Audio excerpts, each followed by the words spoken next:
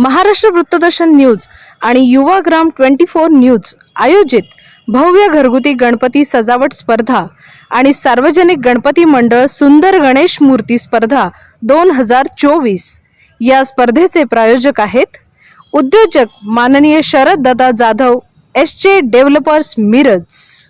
नमस्कार, गणपती बाप्पा मोरया। महाराष्ट्र वृत्तदर्शन न्यूज आणि युवाग्राम 24 न्यूज आयोजित भव्य घरगुती आकर्षक गणपती सजावट स्पर्धा आपण घेतो आहे आणि या स्पर्धेचे प्रायोजक आहेत उद्योजक शरद दादा जाधव एसजे डेव्हलपर्स मिरज।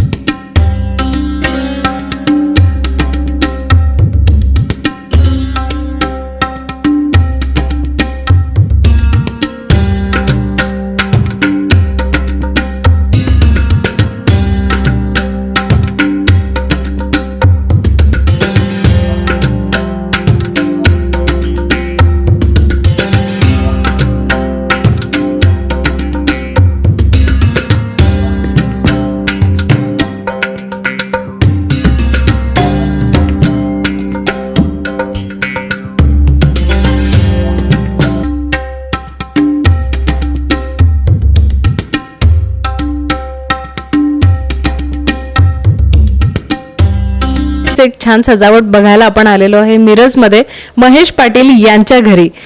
खूप सुंदर देखावा त्यांनी केलेला आहे। तर मला सांगा सर, तुम्ही नक्की काय केलेलं आहे? आम्ही ॲक्च्युली सोन्याचं जेजुरीकडे उभा केला आहे गणेश डेकोरेशनसाठी। कुणाची आयडिया होती ही? ॲक्च्युली आयडिया म्हणजे जे आता फेब्रुवारी महिन्यामध्ये मला एक मुलगा झाला आहे, त्याचं नाव आहे मल्हार ठेवलं। मग त्याच ह्याच्यातून आम्हाला मल्हाराच्या रूपातली मूर्ती मिळाली ती। आता मल्हाराच्या रूपातली मूर्ती घेतली म्हणून आम्ही ही संकल्पना डोक्यात घेतली की जेजुरीकडे उभा करायचं म्हणून, त्यातून आम्ही उभा केलं। आता हे कितवं वर्ष आहे तुमचं गणपतीचं? गणपती आता घरगुती गणपती आमच्या वडिलोपार्जित म्हणजे आधीपासूनच बसवतोय आम्ही आम्ही आता 35 वर्षाचे आम्हाला कळते तोपर्यंत तेव्हापासून तरी बसवतोयच आपण मूर्ती घरात। पण हे सगळं करताना कुणी मदत केली किंवा कशा पद्धतीनं काय मटेरियल वापरलं तुम्ही? हे घरातले सगळ्यांनी आम्ही मिळूनच केले आहे। मी माझा भाऊ मोस्टली आम्ही रात्री वेळेपर्यंत आम्ही दोघंजण करत होतो। माझे वडील आणि आई आणि आम्ही बाकीचे पण सगळे मिसेस वहिनी वगैरे आम्ही सगळे मिळूनच केलं होतं।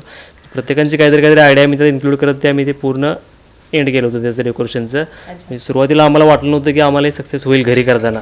यासाठी आम्ही ते फोम वगैरे सगळे टोटल सगळे मटेरियल आम्ही परचेस करूनच वापरले।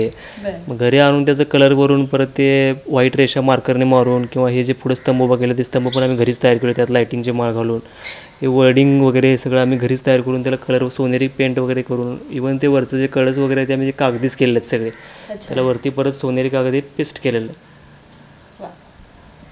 खरंच सुंदर संकल्पना आहे आणि आपल्याला तिथपर्यंत आता जाणं शक्य नाहीये, तर आपण पाहूया की इथंच हा जेजुरीगड कसा तयार केलेला आहे। खूप छान दीपस्तंभ सुद्धा त्यांनी त्यामध्ये केलेले आहेत जे जेजुरी गडावर आहेत आणि मागे जर तुम्ही बघितलं तर कळस सुद्धा त्यांनी केलेला आहे आणि त्यांचं असं म्हणणं आहे की हे सगळं त्यांनी कागदापासून केलेलं आहे।